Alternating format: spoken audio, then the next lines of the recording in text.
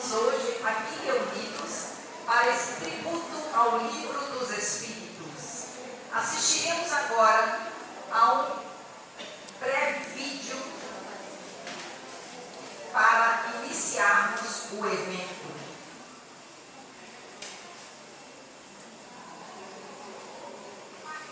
Século XIX. Um pedagogo renomado descobre os fenômenos psíquicos.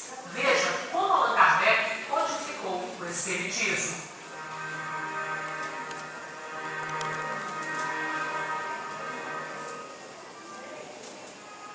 No século XIX, em Paris, um estranho fenômeno despertou o interesse do professor Hippolyte Léon Denisard Rivail. As reuniões de mesas grandes ganhavam cada dia mais adeptos, mas ninguém conseguia explicar como as mesas podiam responder a perguntas fazendo ruídos e movendo-se no ar, sem apoio algum. No meio do século XIX, as pessoas se reuniam em festas sociais e durante as comemorações elas se encontravam em torno de uma mesa e faziam perguntas para as mesas. E às vezes através de bancadas respondiam sim, não, às vezes algumas até chegavam a levitar. E as pessoas passaram então a fazer perguntas com respostas um pouco mais longas e cada bancada respondia uma letra. E elas iam anotando as letras para ter a resposta completa. Apesar dessas perguntas serem bem frívolas, coisas do cotidiano mesmo, sem muita importância, as respostas eram respostas inteligentes, tinham as frases completas, bem formadas, e isso intrigou muitos cientistas da época. Cheio de questionamentos sobre a vida, a morte e o destino do homem, Rivail elaborou perguntas respondidas pelos espíritos.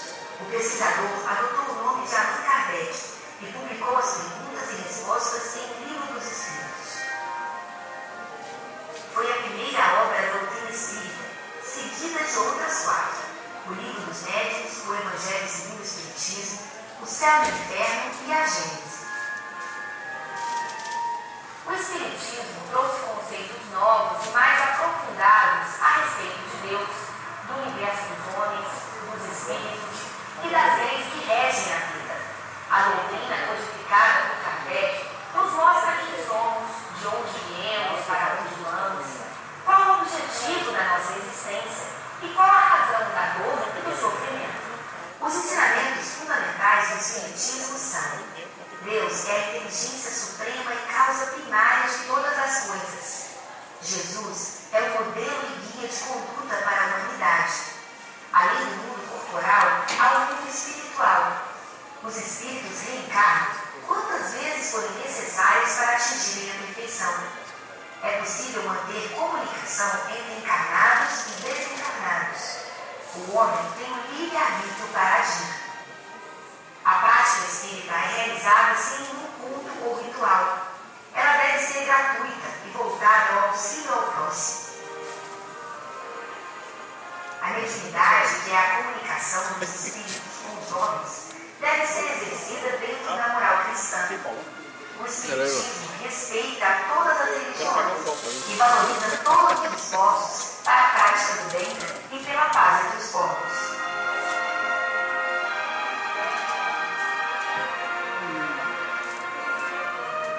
A mediunidade foi o veículo pelo qual Allan Kardec pôde pesquisar os fenômenos espirituais. Na reportagem que você vai ver agora, nós mostramos os médiuns que trabalharam com Kardec e o método usado pelo codificador do Espiritismo.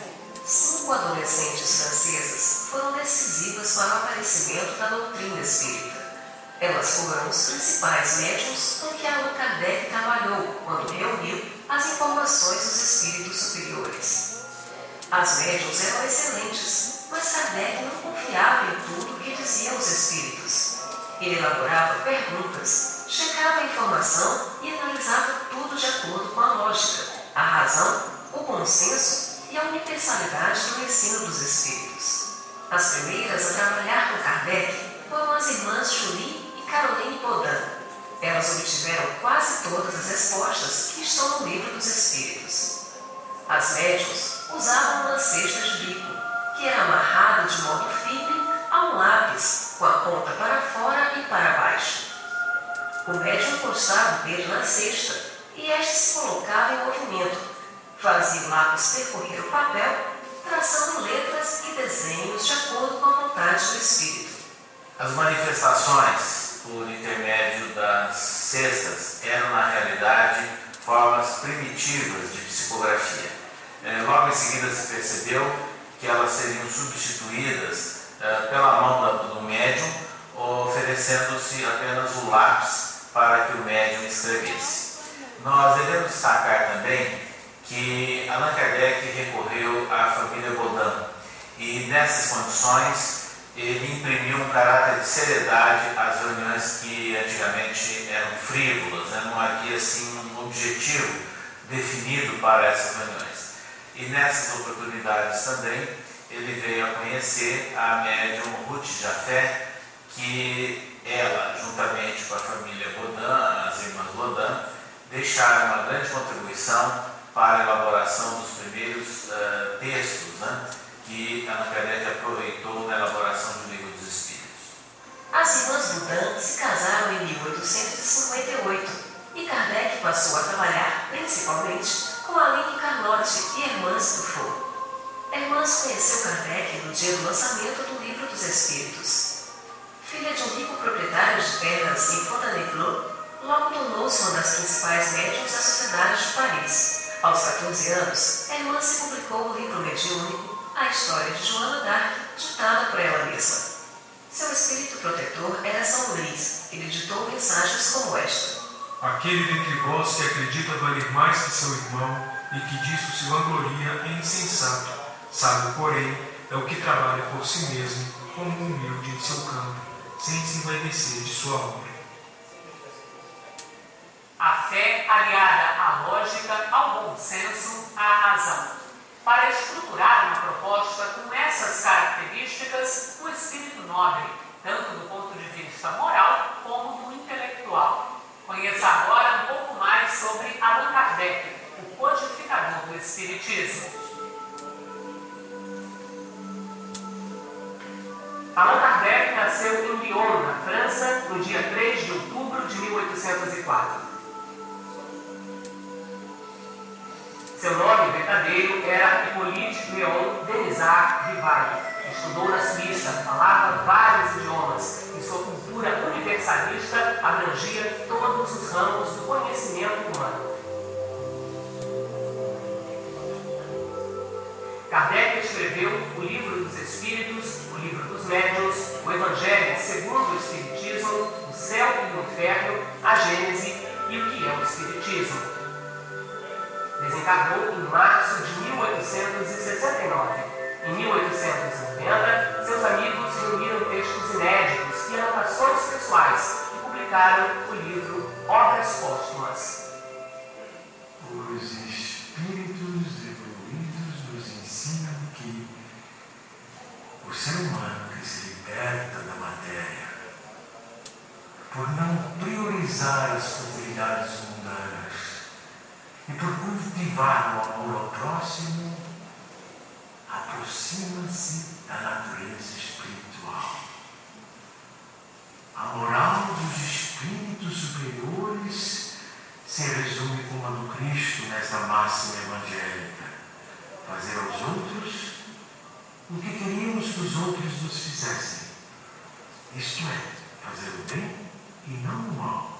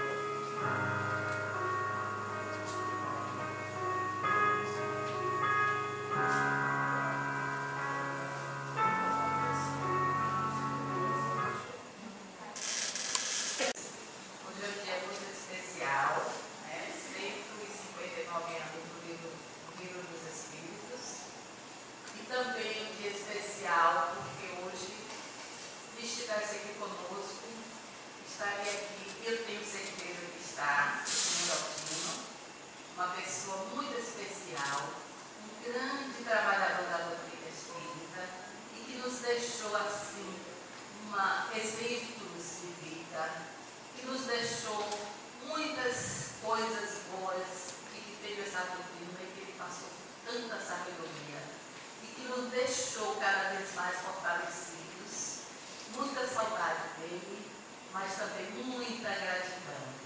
Tenho certeza, seu Tino, que o senhor está aqui conosco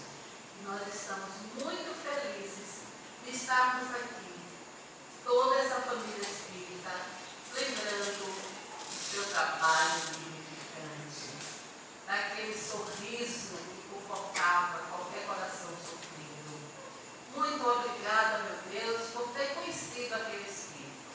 E no momento também eu quero deixar para um grande trabalhador dessa doutrina que amo de coração, o senhor Adalberto. Maravilha, espíritos maravilhosos. Onde estiverem, recebam o nosso caloroso abraço espiritual. Vocês nos deixaram um grande legado, um grande exemplo para todos nós, seguidores dessa doutrina de amor, muito amor. Muito obrigada.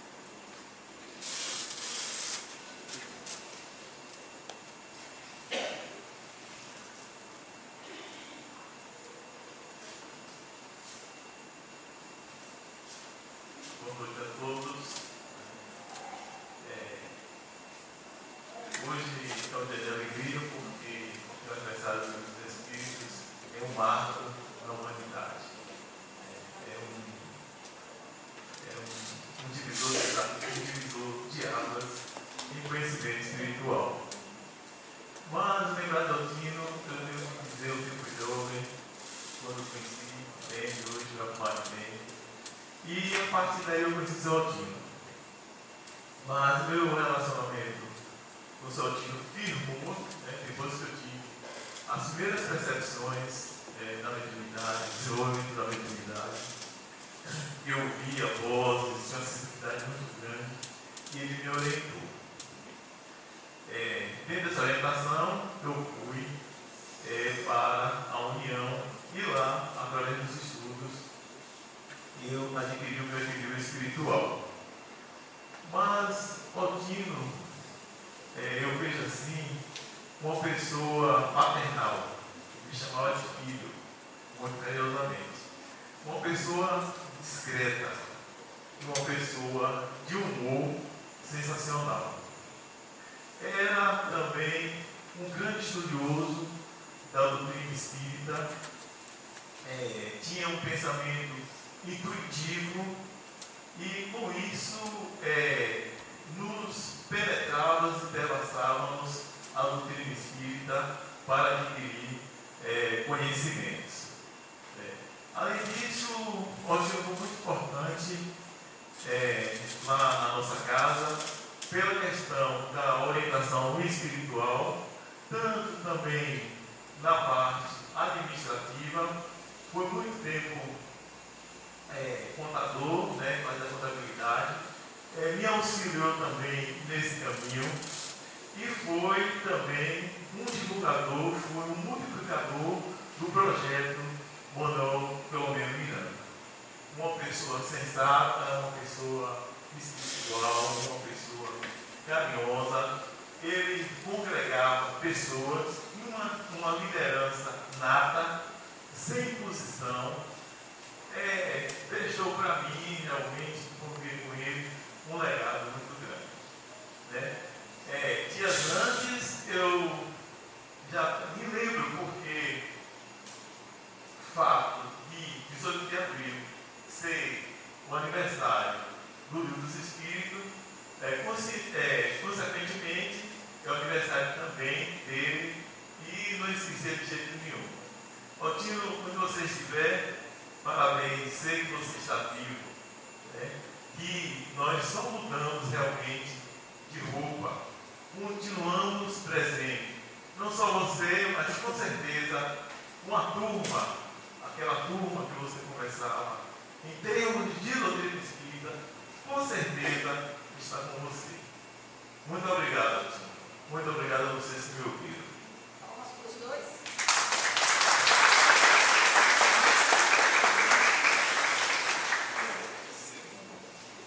Realmente, onde seu Altino estiver, ele receba o nosso abraço carinhoso, pois ele continua vivo em nossos corações. Não podia o nome ser diferente, porque ó de Altino, ó de orientador, sensatez, seriedade e aquele sorriso que fazia que a gente também compreendesse que o Espiritismo não impõe, propõe.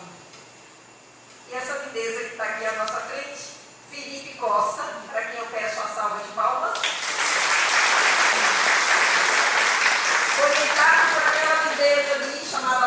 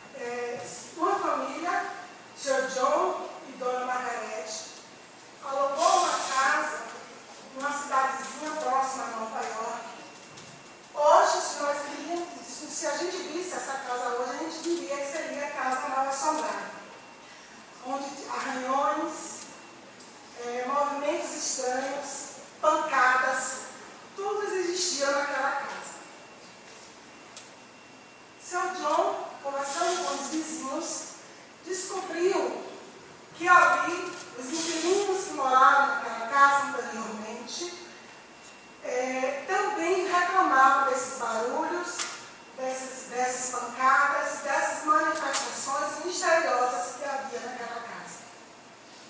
Passado-se um ano e os movimentos e os arranhões eram tão fortes, eram de tal intensidade que as camas se moviam de um lado para o outro.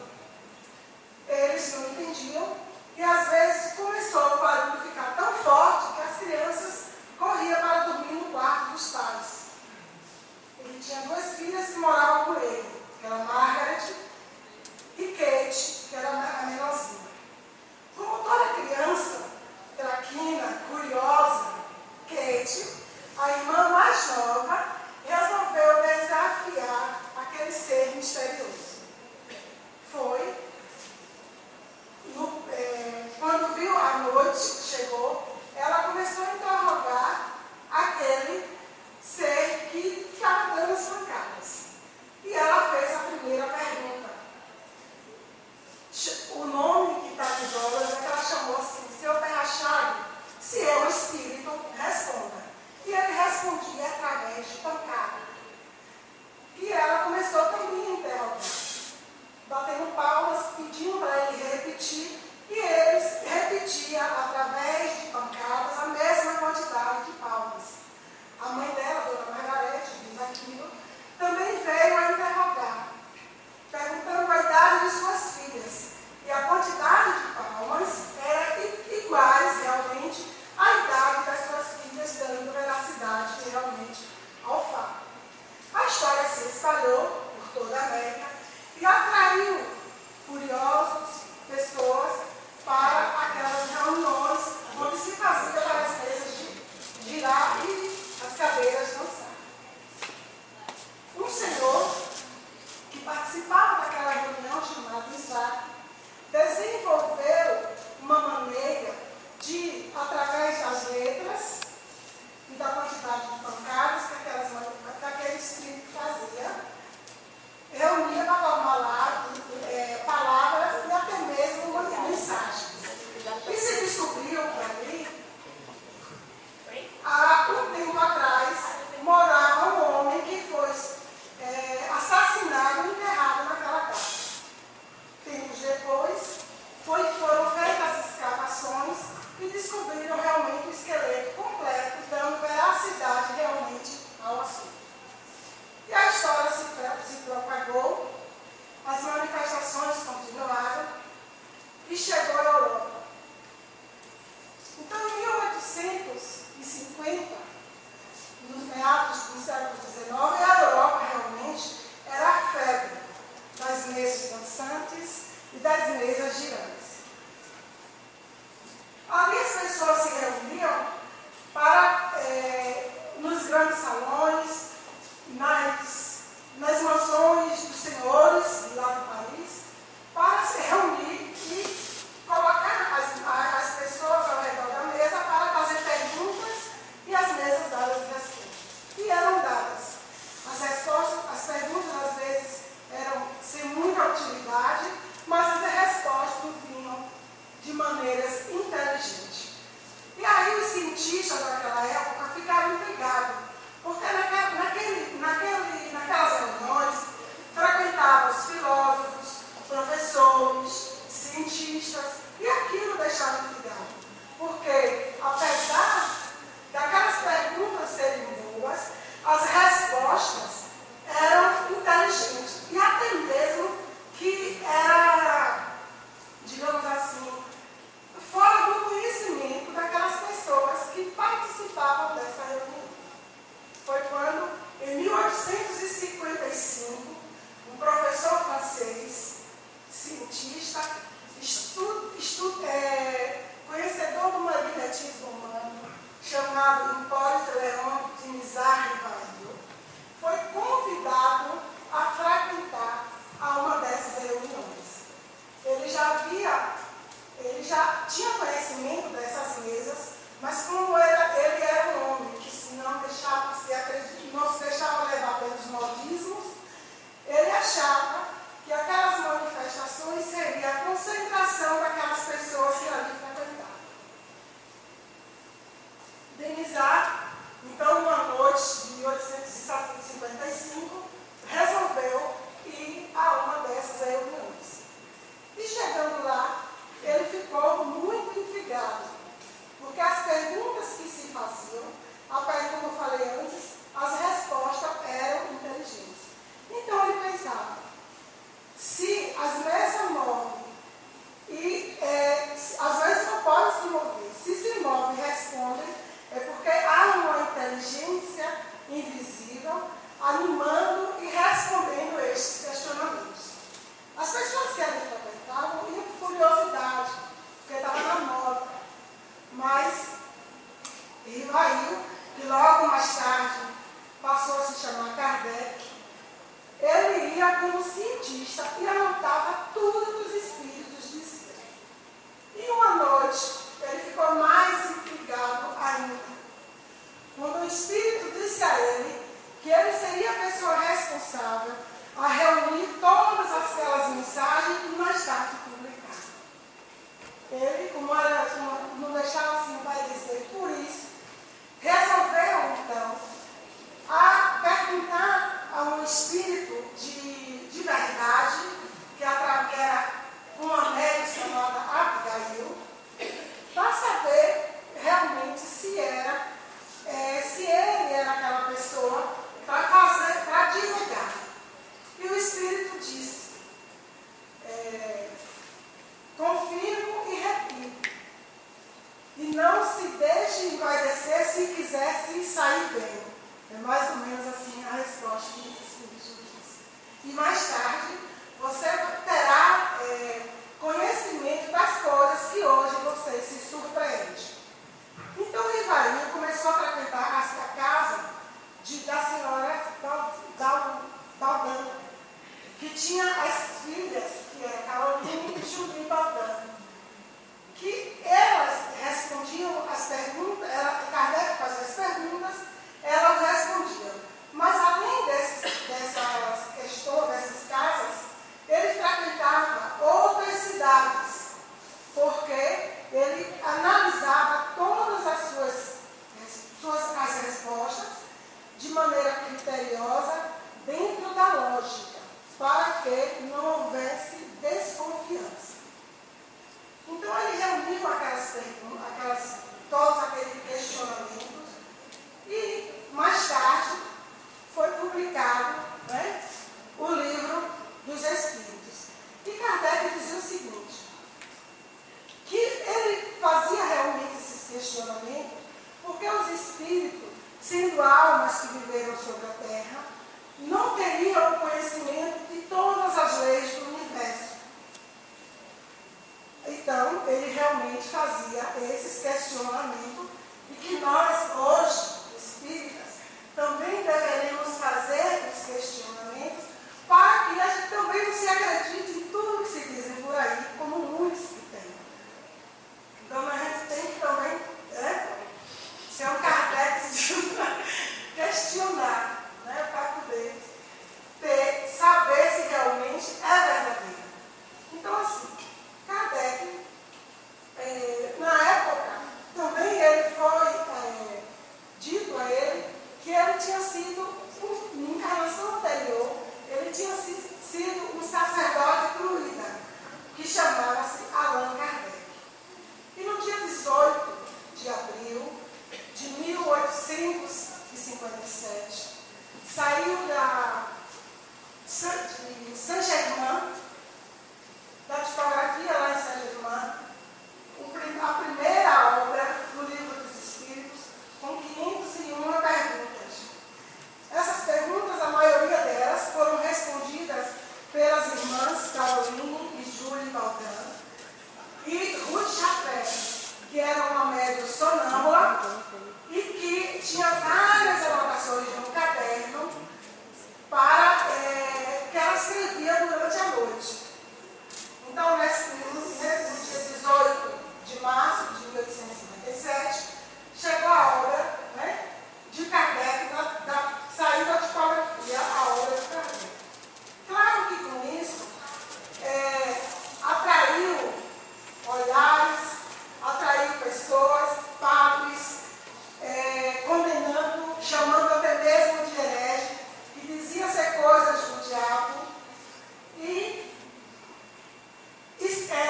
excomungando na época aquelas pessoas que acreditavam e falavam sobre o Espiritismo. Mas também atraía aquelas outras pessoas que eram médiuns. Atraía muitas outras pessoas da época. E a segunda revisão, aí Kardec achou que a obra ainda não estava pronta. Fez uma segunda revisão, que saiu na segunda edição com 1019 perguntas. Então, o Espiritismo, sim, e a obra pronta, quem assina?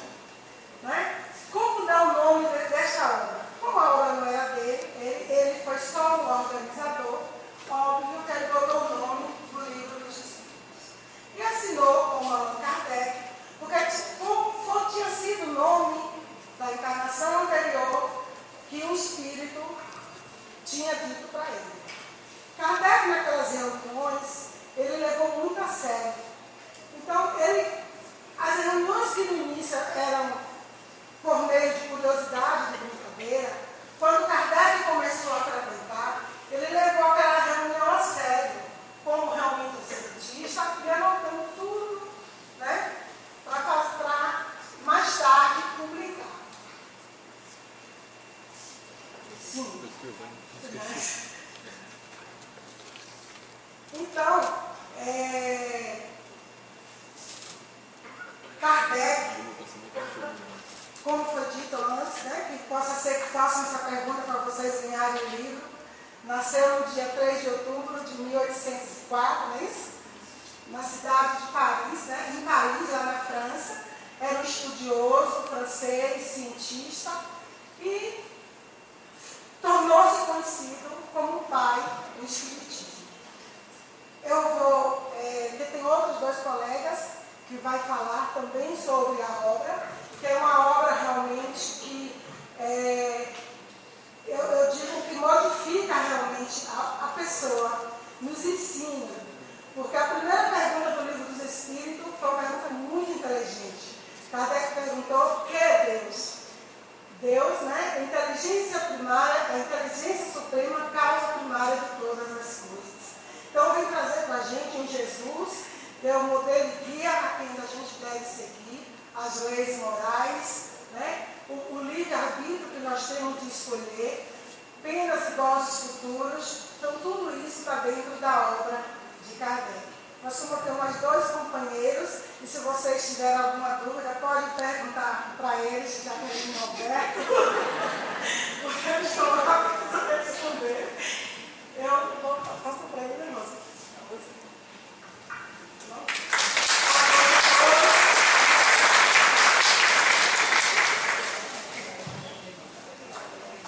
Muito grata, Meire Barreto. Meire, para quem não sabe, é monitora do ESG, expositora espírita, participante da caravana Adalberto Barreto de Macedo, a quem nós pedimos um número para sortearmos mais um livro. 20. Número 20.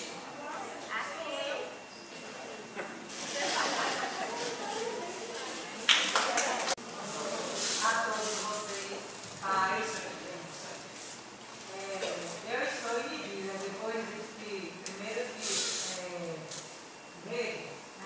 colocar tão claramente para a gente como foi feito o livro, o cenário, como aconteceu, né? Fantástico. Aí vem Lázaro e arremata tudo, então foi muito lindo, Lázaro. E eu queria pescar aqui o que você falou assim. O livro ditado pelos Espíritos, um presente de Deus, plasmado numa edição estrelada. Então, a gente reflete, depois de tudo que ele falou, como foi feito, né, como é que Kardec coordenou esse trabalho, como é que ele aconteceu, né?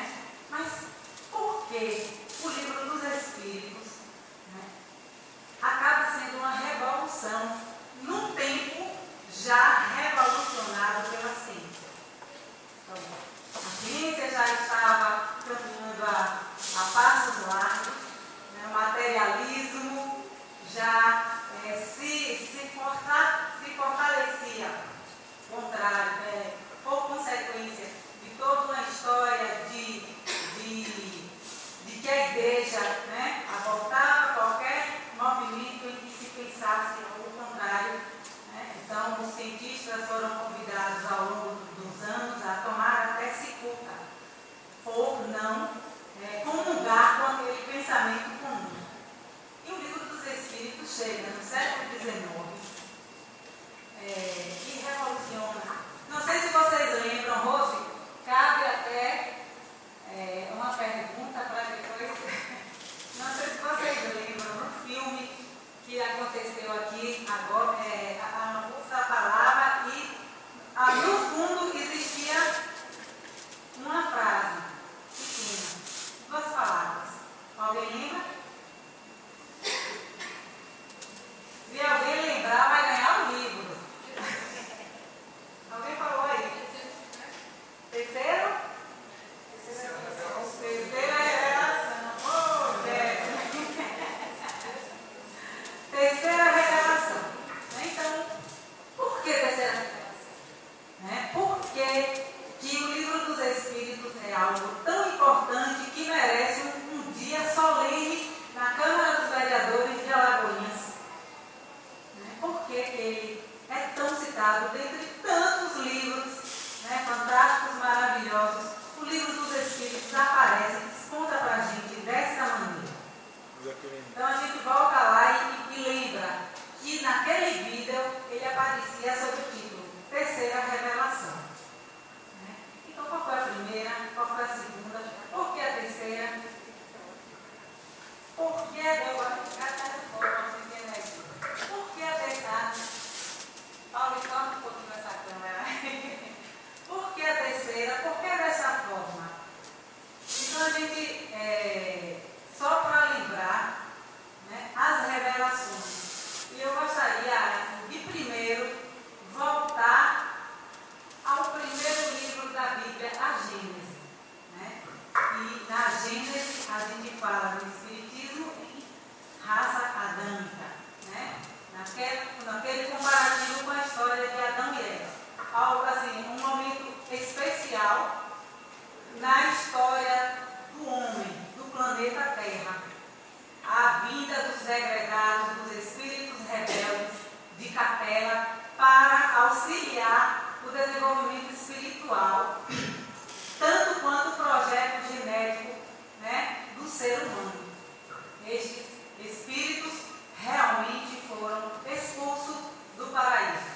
Viviam num orbe, né, adiantado, evoluído, e que estava prestes a dar um outro grande salto.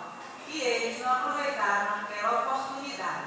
Sabiam e conheciam o belo e o bom, e apesar disso fizeram a opção de não acompanhar. Então, se não acompanha, precisa que então vocês aprendam de outra forma, porque a oportunidade foi dada.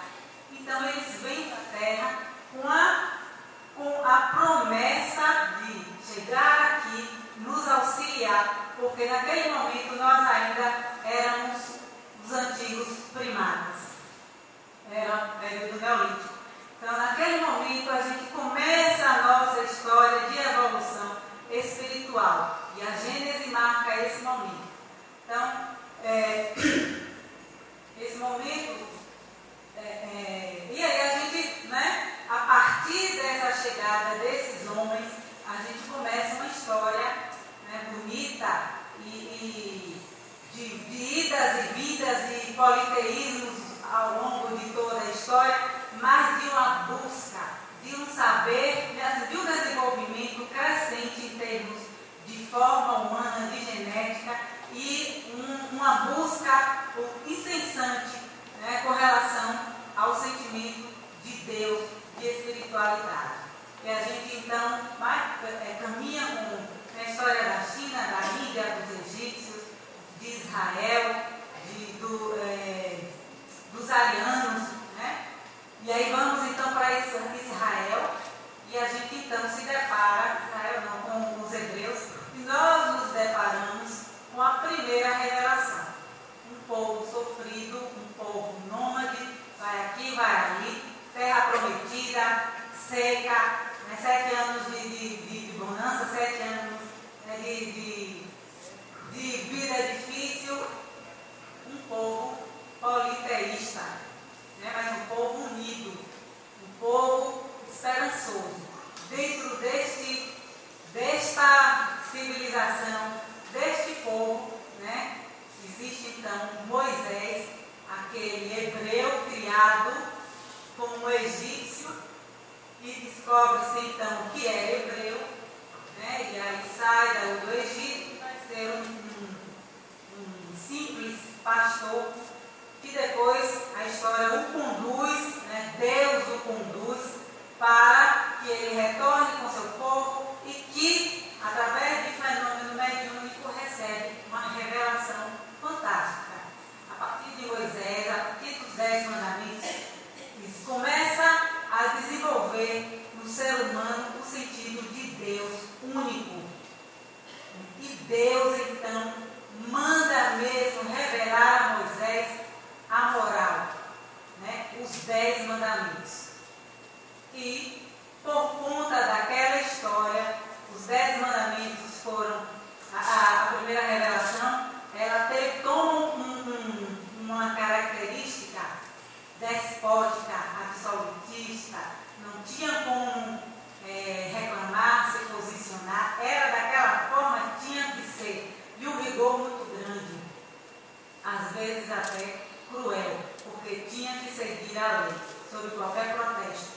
Uma lei, inclusive, isso não era a lei de Deus, já eram as leis que foram criadas a partir daquele momento, né? Então, uma lei cruel, porque excluía quantas mulheres, né, e outras situações. Então, tudo isso é mais importante que aconteceu e tinha que ser daquela forma, porque era um povo rebelde, era um povo belicoso, era um povo, né, que brigava pelo seu, né?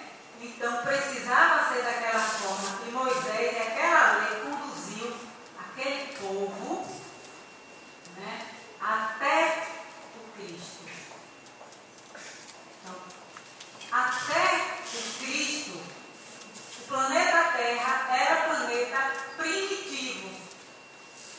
Não era a prova de expiação, era um planeta primitivo. Apesar da beleza e da grandeza dos gregos, apesar de toda a cultura, apesar de Sócrates, apesar das inteligências todas, né, que surgiram na Grécia, em Atenas, mas ainda éramos um planeta primitivo. E aí vem a segunda revelação. E a segunda revelação, né, é Jesus. Jesus, o coordenador, governador do planeta Terra, designado pelo próprio Deus, Criador e Perfeito. Então, Jesus, eu sempre digo assim, que a manjedoura deve ter sido mais difícil para Cristo do que o Calvário. Eu fico assim, pensando assim, como é que eu comparo? Eu digo assim, pense em um galo ter que voltar a caber dentro de um ovo. Então, a grandeza do Cristo é gigantesca, é muito maior que ele voltar a se vestir de homem. Deve ter sido muito pesado e ele assumiu essa tarefa, né? Então, quando Cristo chega na Terra, então existe uma revelação, uma revolução em todos os sentidos. A gente tem na história, antes de Cristo, depois de Cristo, ele divide o calendário, né? Astronomicamente, existiu toda uma circunstância de mudança, e a gente vê isso metaforicamente pela estrela de Belém, né? Mas o Cristo transforma a terra de terra primitiva para a própria expiação pelo contexto que ele traz. O amor. É o amor que o Cristo traz e que faz com que a terra evolua. Então, essa foi a segunda e fantástica revelação que transforma. Então,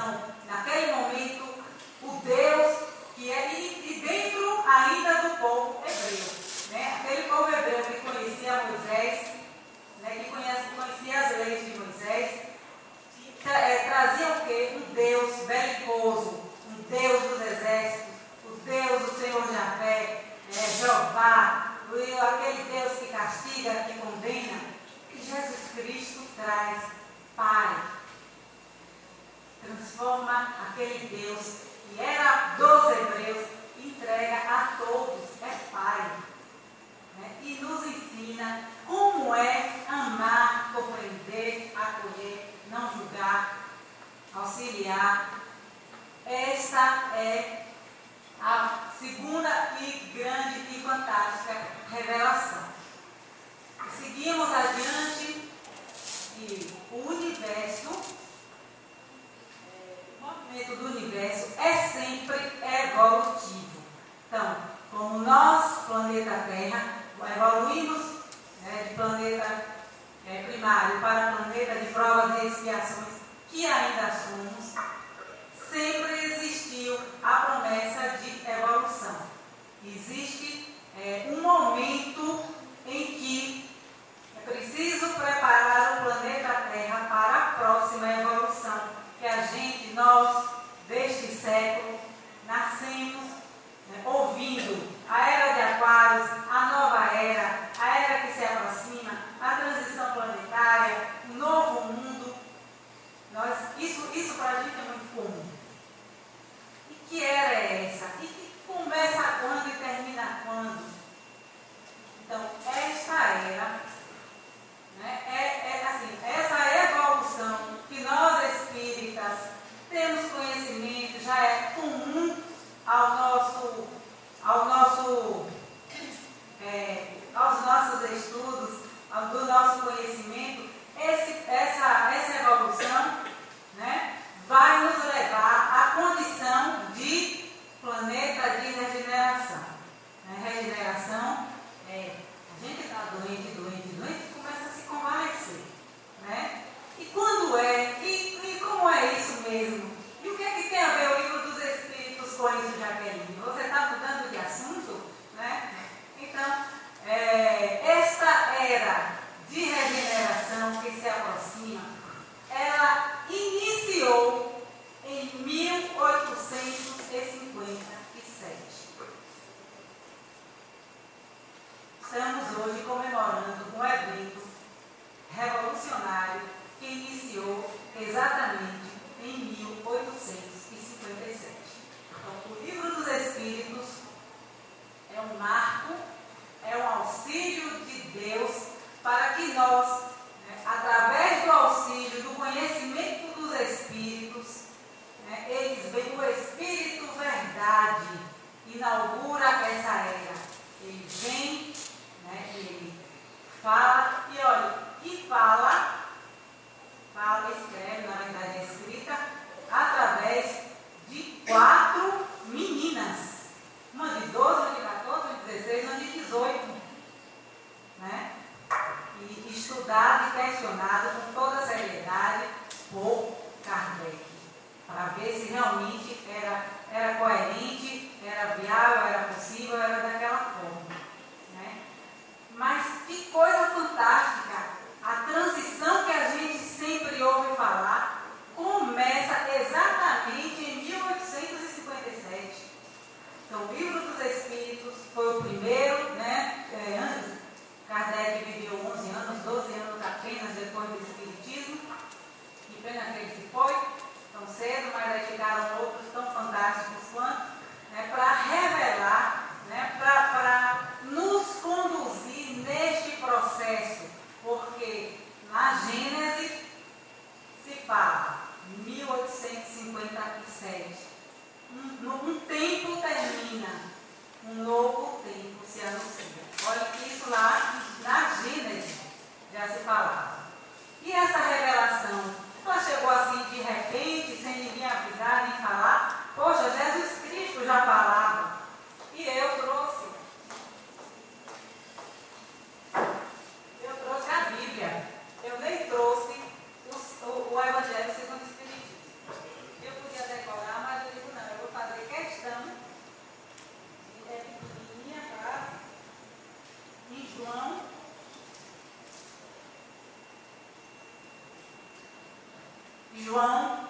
capítulo 16, versículo 12. Ainda tenho muitas coisas para dizer, mas agora vocês não seriam capazes de suportar. Quando vier o Espírito da verdade, ele encaminhará vocês para toda a verdade, porque o Espírito não falará em seu próprio nome, mas dirá o que escutou e anunciará para vocês as coisas que vão acontecer. O Espírito verdade manifestará a minha glória, porque vai receber daquilo que é meu.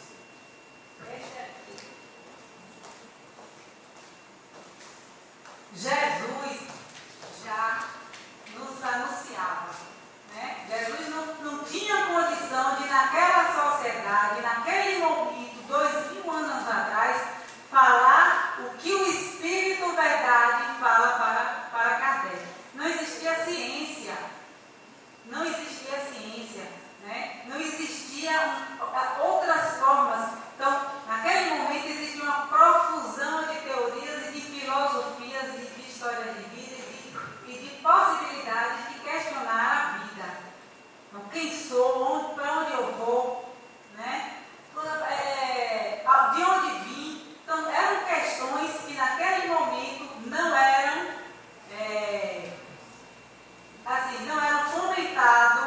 eram fomentado essa possibilidade de se questionar. Então, Jesus não podia, naquele momento, revelar. Precisava que essa revelação viesse a tempo oportuno. O tempo era, a ciência chegou, a ciência está de vento em popa. Então, agora é hora de preparar o planeta para um novo momento. Um momento revolucionário. E esse momento é a transição planetária. A transição planetária começa então em 1857 e vai até 2057. São 200 anos de transição. 200 anos de transição. Então, o Livro dos Espíritos traz esse auxílio. E por que os Espíritos então aparecem naquela hora? Né? Aparece porque nós perdemos muito tempo. Nós, humanidade, perdemos muito tempo, fomos muito atravancados no progresso, no desenvolvimento espiritual, por conta de uma igreja politizada, cheia de interesse, de heresias, de outras situações. Tivemos a Inquisição, tivemos a Idade Média, né? Então, precisava ser, nesse momento, né, depois de que a ciência então se solte, e esse auxílio espiritual chega para nos conduzir. Nós somos privilegiados porque temos este auxílio, este conhecimento, que não é para um grupo X ou Y, é um livro publicado, editado, vendido na biblioteca, numa das maiores bibliotecas da maior cidade intelectual daquele momento, que era Paris. Então, é um conhecimento para todos, disponível a todos. Não era para apenas um pequeno grupo, mas para todos.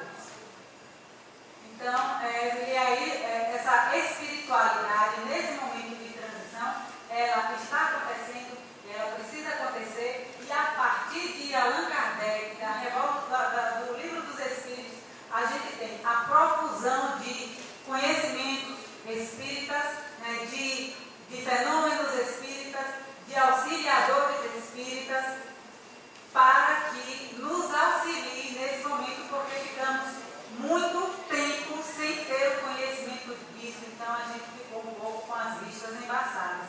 Precisamos agora tirar o véu, né, e perceber e construir essa prática que os Espíritos nos apela, né, para que a gente possa realmente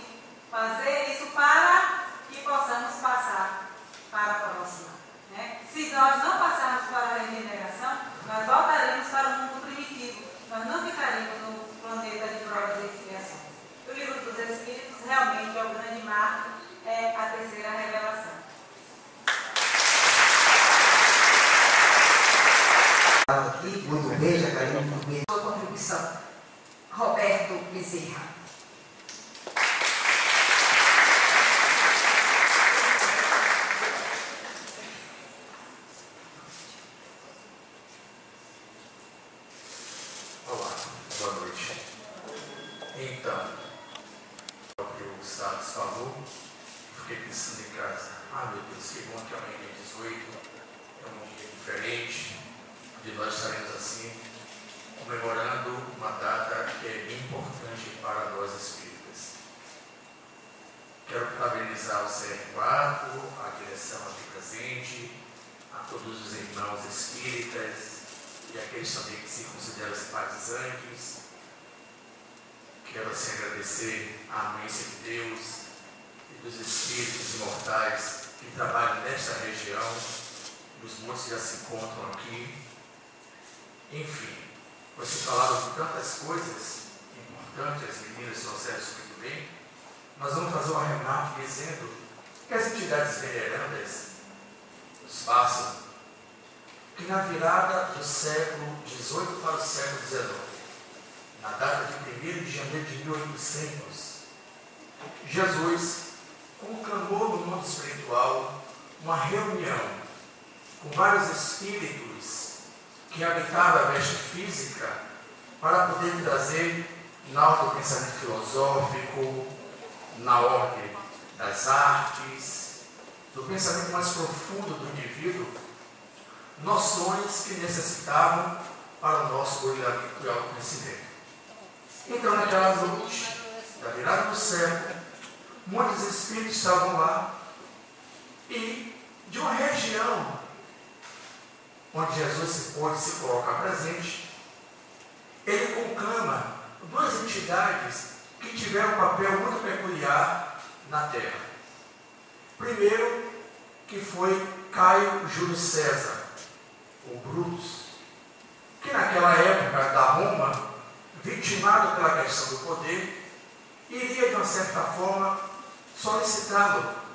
E o punhal de um seu oponente lhe fez perder aquele poder.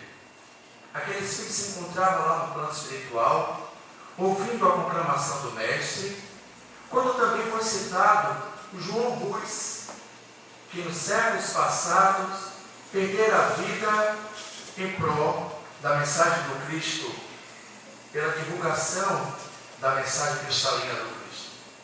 João Rus tem um papel muito peculiar, porque sendo ele protestante, ele estava abdicando do que a Igreja Católica da época, o protestantismo também, trazia. E diz aos espíritos imortais que no momento que João Rus perdia seu corpo físico, vitimado pelas chamas do fogo na fogueira, ele fora resgatado por entidades amigas, um cortejo de anjos, cantando um mantra, dizendo: ó filho de Davi, toma conta de mim. E assim ele retornava à pátria espiritual. Naquele momento, quando se fazia referência desses espíritos, é que se ouve a voz cristalina do mestre, do Rabi de Nazaré, dizendo que havia preparado para esse orbe, como foi bem colocado pelas meninas aqui presentes, uma mensagem diferente, não mais pautada dentro do aspecto religioso, porque a religião estava declinando naquele momento e os espíritos venerandos necessitavam de algo com muito mais postura, com muito mais embasamento. E que aquele que tinha sido Caio Júlio César iria retornar na condição de alguém que ia ser muito influente na Europa, principalmente perto da ilha de Notre Dame, onde naquele momento iria reencarnar como Napoleão Bonaparte, que iria construir um império para que pudesse trazer a mensagem cristalina do Cristo. E que tempos depois, João Rus se colocaria à disposição para ser o insigne codificador dessa doutrina que nós estamos colaborando hoje, comemorando, com Hipólite Leão Denis Arrivaio, que nós o conhecemos como Allan Kardec. Só que nós sabemos que o alto, quando se prepara para poder trazer essa proposta, conta com a nossa anuência.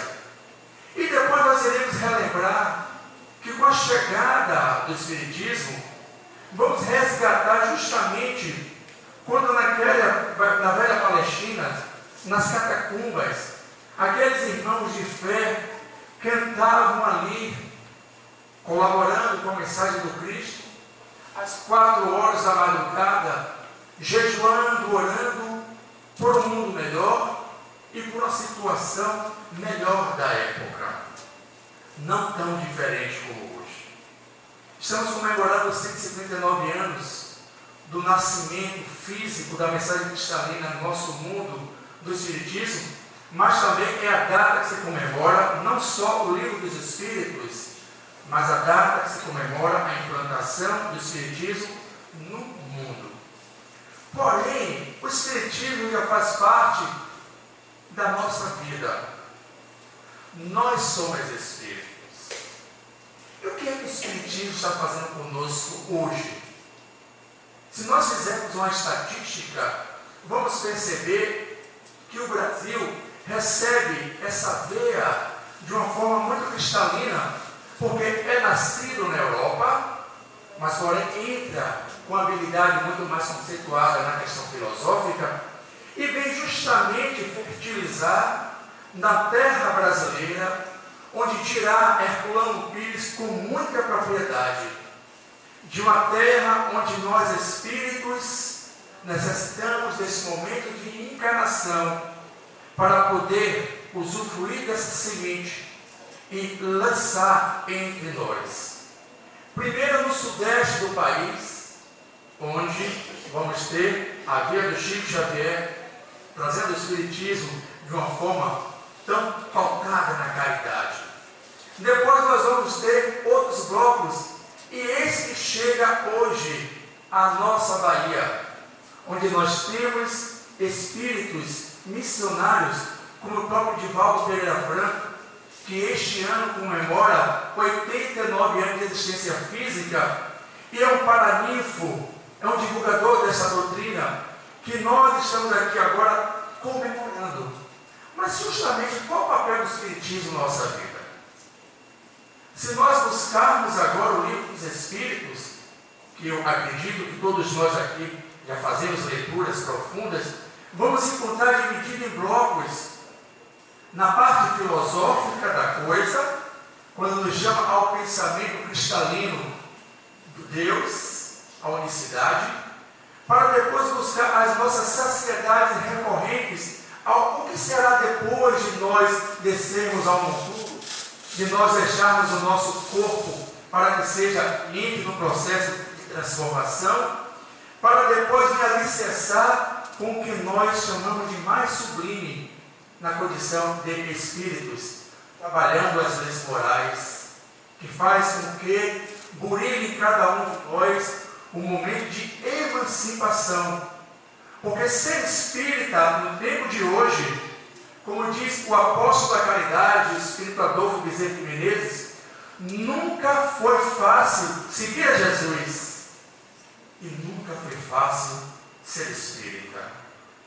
Porque ser espírita é a todo momento nós mostrarmos através de desafios o quanto é delicado a fina arte da convivência, que começa em nossos lares, a partir do momento que nós dizemos que nós somos espíritas e temos dificuldade coexistencial com aqueles que não promulgam ou não promovem a nossa fé, para podermos ali exercitar a paciência da coisa. E depois, saindo para a seara do trabalho, estarmos conectados com irmãos nossos de outras fés, principalmente hoje, que nós falamos que o Brasil é um Estado laico, mas o que nós vimos ontem e o que nós vemos aí no cotidiano é que parece que nós já temos uma designação de fé já instituída entre nós. E eis que cabe-nos agora a oportunidade da transformação.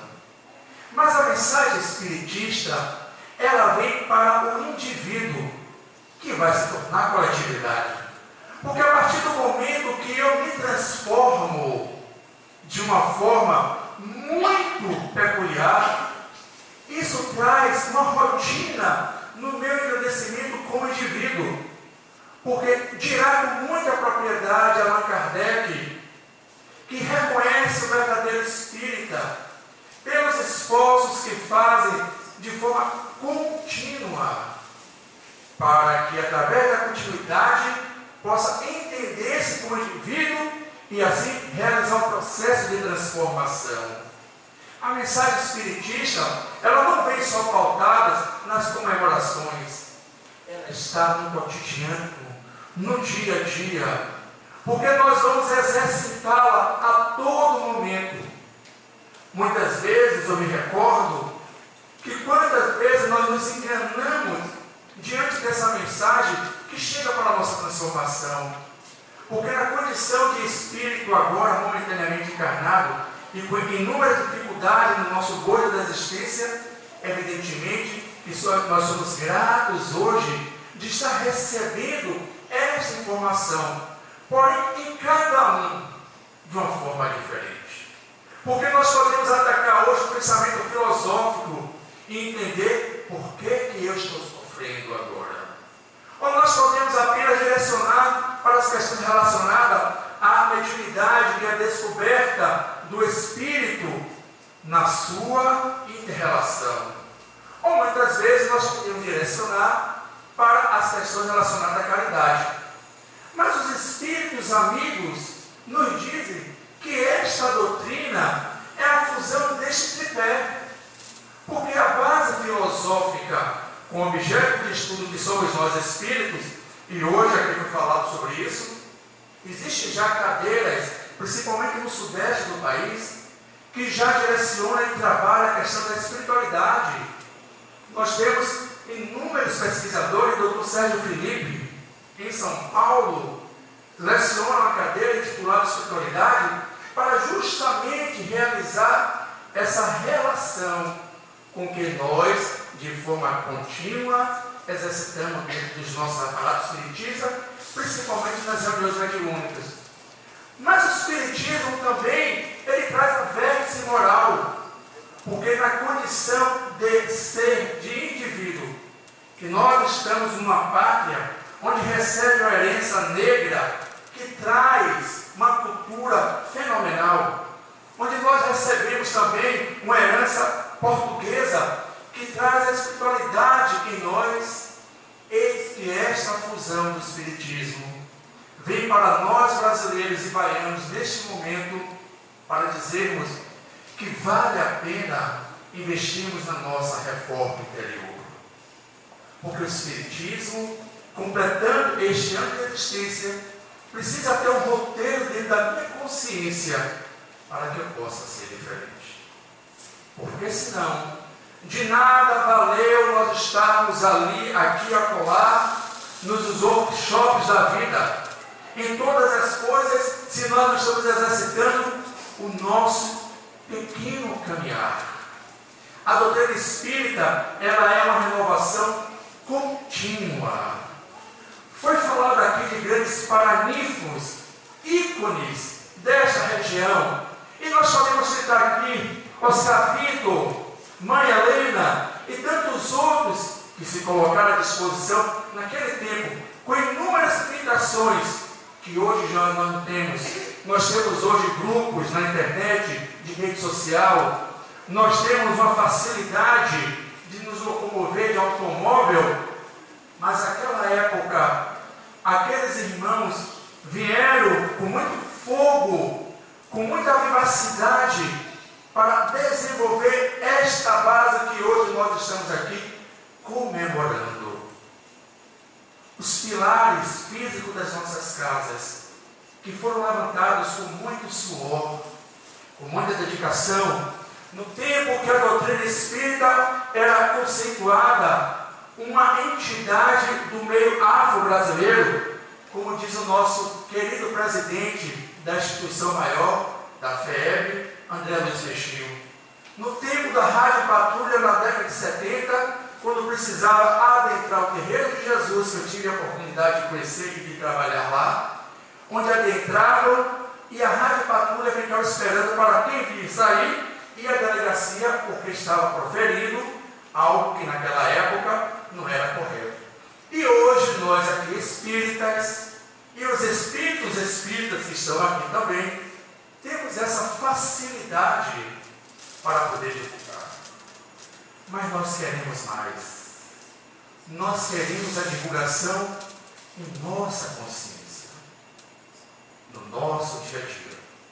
É muito bacana, é muito lindo pegarmos o microfone e sairmos a desejar e divulgar a mensagem espiritista. Mas o espiritismo, ele acontece no dia a dia. No momento que eu começo a me renunciar diante das dificuldades que me acompanham. No momento que eu começo a entender que sou um indivíduo que trago a sombra e trago a luz. No momento que eu percebo que eu posso ir muito mais além, através dessa doutrina que faculta em mim a emancipação do autoconhecimento. Tão bem colocado por um dos precursores do Espiritismo. Esteve muitas vezes com Kardec, que é Sócrates, que é Platão. O pensamento filosófico da doutrina, ele vem para nos dar sustentação de base e entender que nós somos espíritos imortais. Nós somos espíritos imortais. E quaisquer coisas que aconteçam na nossa caminhada, ainda assim sobreviveremos. Como dizia com muita doçura Chico Xavier, tudo passa, mas tudo passa de uma forma diferente, entendendo a proposta nossa ao proferirmos que nós somos espíritas, porque é uma grande responsabilidade. Mas não é responsabilidade com o CR4, não é responsabilidade com os dirigentes das casas espíritas. A responsabilidade maior é comigo, com o meu dia a dia, com os meus atos, com o que eu realizo para que eu possa, no momento que eu estou dentro do vínculo social, alguém dizer: ô Roberto, você é espírita que fez aquilo ou fez aquilo outro? Sim, sou espírita. Kardec já imaginava que chegaria a esse movimento. E nesse momento, quando o alto se prepara para que Adolfo Bezerra de Menezes, André Luiz, Joana de Ângeles, Luiz Sérgio e tantos outros espíritos renasçam entre nós, para nós encerrarmos a nossa fala de 20 minutos, cabe-nos a cada um aqui agora construir um mundo melhor para receber quem vem depois. Muita paz e um grande final de noite para vocês.